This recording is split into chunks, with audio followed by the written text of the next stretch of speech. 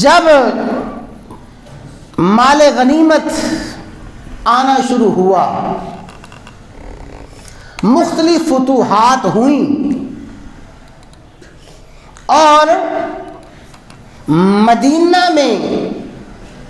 انصار کو، مہاجرین کو جو بہت زیادہ مالی وسعت، بہت زیادہ سے مراد ان حالات کے مطابق جو اہل مدینہ کو وسعت حاصل ہوئی وہ خیبر کی فتح کے بعد ہوئی۔ جب خیبر فتح ہوا، بہت سی فتوحات صحابہ کرام کے ہاتھ لگیں، خیبر فتح ہوا، بے شمار بکریاں، اونٹ اور سرسبز و شاداب زمینیں،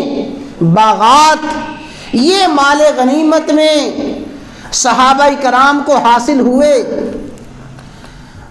اب خیبر فتح ہونے کے بعد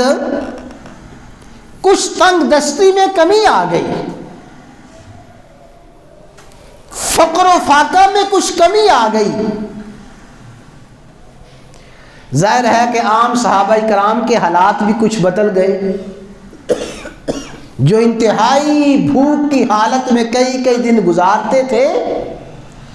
فقر و فاقہ کئی کئی دن تک رہتا تھا،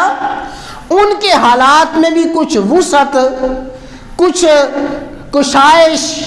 اور کچھ فراخی آ گئی۔